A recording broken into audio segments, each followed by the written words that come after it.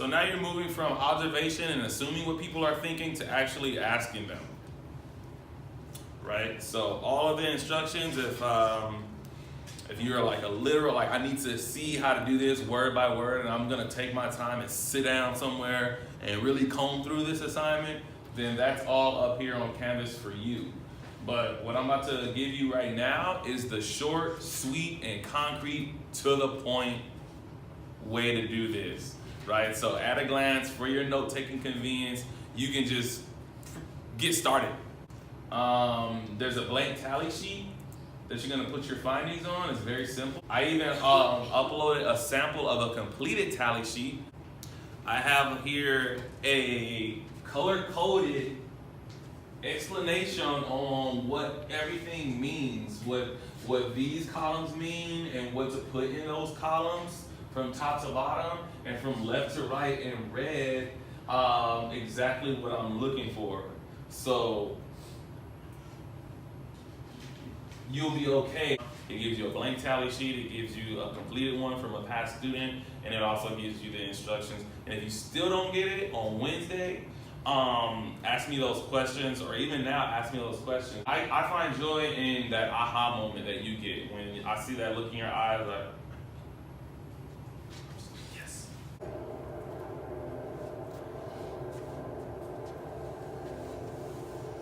Survey research project broken down in what? 3 parts. So when you upload your assignment, I'm gonna be looking for 3 things. How many pages do we have to turn in? Just 3. 1, 2, 3. When it comes to how many people do we have to survey? 10 people. 10 people, 10 questions. 3 pages. So all my numbers people that are like, what do I have to do? Just tell me what I gotta do, right?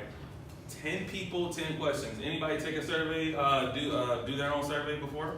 You probably in other classes had to survey like 25 people to get a good reading or a good generalization. Because you really can't make generalizations of a big population with only 10 people representing that population. But the whole point is to you actually just conducting this, knowing the functionality, knowing the steps that it takes to do a survey. Now you'll be able to do that. And you'll be able to do 20, 30, 60 in the future if you want to. But this is an intro to social class. I just want you to do a Costco sample of it. I'm not trying to have you give you the whole meal yet.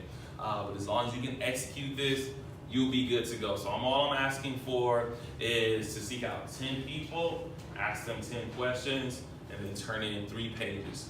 So page number 1, what am I looking for? As you can see from my visual learners, you just title this survey research project, and this is the first paragraph. The first paragraph is gonna ask you for 3 things. I have it right here in this order, A, B, and C. So the first thing I wanna know is your topic and the background info of that topic. Why did you choose this topic? Why, out of all of the things in the world, are you connected to this? Maybe you have experienced something in the past. One of my past students was like, who has a child, got really upset that the school didn't tell them that her son had a headache, and it turned into a migraine, and then it got, and so she was like, I would really just appreciate that if anything happens, I'm the first one to know immediately. Don't just send him back to school.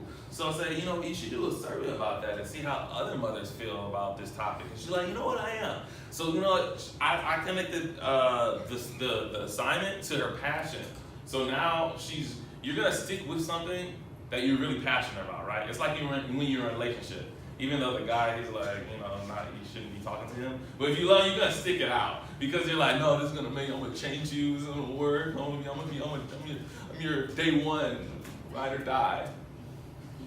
So when you're passionate about a topic, you're gonna do the assignment and you're gonna follow through with it. Background information here. The reason why I put this topic is because of this is how it affected me, and I want to figure out how other mothers feel about how our school system is reacting to healthcare, right? So that's part A. And B, you have to state your hypothesis. Your hypothesis, that's just part of the scientific method. You've heard of that. It's just you basically just telling me what you think you're gonna find out. So you're giving me a prediction on your findings page. What do you think you're gonna find out? my hypothesis is this. So I'm looking for keywords, right? When I'm grading your paper, I'm looking for, all right, they gave me background info. Okay, they transitioned into their hypothesis. If I don't see you use the word hypothesis, I'm gonna give you the benefit of the doubt, and I'm gonna read through that, and I'm gonna say, okay, this sounds like that. So what I think I'm gonna discover after my participants take my survey is that, okay, they get the points for that. See how the findings will help society or connect to sociology. So we still got to connect this to sociology, right? So we talk about health in this class, education, we talk about politics, we talk about all this stuff. We talk about even music. Name something that you think that doesn't connect to sociology. Well, probably I put you on the spot, but if you come up with it because you're really passionate about it, send me a message. Hey, Professor, I really want to talk about this. It's a subculture, and I'm gonna just say yes. You just said subculture. That's a word in sociology right now. You're talking about what do you want to talk about? Skating? You want to talk about cars? You want to talk about a motorcycle club? What do you want to talk about? That's a culture, right? You want to talk about games? You want to do surveys about that? It's like, how will the findings, once people do your survey, how will it actually help society, and how, or you can tell me how does it connect to sociology? You get those points in that because we want to come full circle with everything. Your tally sheet, this says details on Canvas, so already shows you that at a glance. You won't need to worry about your tally sheet now until you actually conduct your research. So you're probably asking me, what the heck is this, right? What are these dots? These dots. These are actually bullet points because I want you to list your survey questions or statements here, right? So I want to list those. So yes, I'm actually asking you to break format and actually just start putting bullet points in your document. So you don't have to make it a narrative, like the first thing I'm going to ask them is this, because and then my second question, no, you can just list that all out right here. Does that make sense? Right here. So these are just bullet points, and then these are your actual questions. The little squiggly lines, that's your questions or statements to that survey, right? It has to be relative to your topic though. If you're talking about, if your background, if your topic is health for your generation, and your hypothesis is, after my research, I predict that I'm going to find that more females, the female gender eats more healthier than males when it around finals and midterms. I just made that up, right? So maybe that's your hypothesis, and you want to find out who eats healthier when they're stressed, and more specifically around finals and midterms. And your hypothesis, your educated guess is, no matter what, women are going to outnumber men in healthy choices when it comes to midterms and finals, right? But for guys, they're just going to be like, man, I don't care, give me that pizza. So that is your hypothesis, and you're going to tell me how that helps out society. Well, these findings are going to just put everything in numbers and let us know what gender eats healthier when they're stressed. And with that information, we can move forward on maybe some healthy choices on campus during finals, or instead of like the hot dog. So all of those questions will be, for example, if they're statements, if they're questions, they're going to be closed-ended questions. Closed-ended questions start off with do you, will you, can you, have you, pop it, twist it, no. But that's a closed-ended statement. So that's what we're using for these surveys. You're not using open-ended questions like what, how, where, when, right? So those are the questions that warrant deeper answers or deeper responses, right? Those are interview questions. This is not an interview. Survey. So you have to ask questions that only warrant a yes or no response. Does that make sense? So it's the did you, would you, can you, will you, right? All that's yes or no, and that's what I want to see here. As soon as I see a what, a where, how are you going to communicate that on your tally sheet? You know, because you're going to just put yes or no's in here. If it's a statement, If you don't want to ask questions, you want to give statements. Instead of saying, do you eat salads 3 times a week? How would I make that into a statement? I would just simply say, I eat salads 3 days a week. Agree, disagree, right? And so the people that are looking at your survey, they're gonna either agree, like, oh, I agree, I do eat salad. Oh, I don't go 3 days without working out. Okay, yeah. I agree, or I disagree. So you can either do questions or statements. And I just gave you the example of both, right? Cool.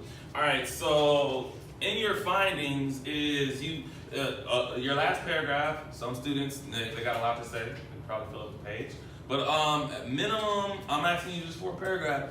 3 parts. Again, the first part is what did you find? What was your general findings? So what did you generally find out? So that's if I just want you to give me the short, sweet, to the point. Overall, what did you find out? The broad statement, opening up your paragraph. The second part, B, is the specific findings. So now you gave me the general. I want you to say, okay, and I want you to elaborate now. For example, you made this general statement. Okay, cool. But now, for example, 8 out of 10 of my participants responded no to statement, to question number 4, which asserted, I eat salads during finals, right? And so you want to word that. You want to give me the specifics, so the specific findings, because this is still quantitative research. So I'm looking for those numbers, 8 out of 10, or you can word that as 80%. That's why I only asked for 10. So now that's a rounded off 10, right? So you can 7 out of 10. You can say 70% of the. Right? If you're surveying 5 females and 5 guys, you can tell me, 100% of the guys answered no to question number 5, which states da da da da blah, blah, blah. And the way I'm wording this right now, if you think you're gonna forget, I have that in Canvas. I'll give you an example. So if you need that, how to actually formulate that sentence that I just said, it's already there for you. And then the last part is, was your hypothesis proven or not? So maybe you went into this experiment thinking that the ladies were going to eat healthier than guys during finals and midterms. They're going to make more healthier choices. And then you came to find out that the ladies don't care either. They want a pizza, they want a hot dog, they want some nachos. They're just stressed. They're like, I don't care. I just got to do what I got to do. I'm stressed. I don't want no salad. Don't give me no piece of leaves. I don't want no leaf. I want some good. I'm already stressed out, right? And then you told me that your hypothesis wasn't proven, or maybe it was proven correctly. You had some. I have goals, and I want a mission. No, thank you. With love. I don't want nachos. Have a good night. I think you should go home. No, kiss, good night. Good night, sir. Good night, sir. I'm not like that. And maybe now you realize that was your hypothesis was proven or not proven, but you still have to make that statement here, and then that's it. So this is just the assignment at a glance. Like I said, I can explain the details are on Canvas, but on Wednesday I can go into that thoroughly. But for the most part, everybody can get started on their first paragraph, right? It doesn't take any research for you to let me know what topic you want to go into. Maybe it can be serious topics about like alcohol abuse, or maybe anxiety, or maybe just education and how like there's so much stress that goes into it. Maybe it can be about your family and you want to see how other people in your age group, if they experience the same thing. If you can connect it to sociology or it helps society, this is what this part of the first paragraph is about. When you do great, it's like you guys got this. But if you still don't understand, that means you lied to me. If you have any questions, you know where to find me. And before you leave, please just put your paper here, and you're free to go.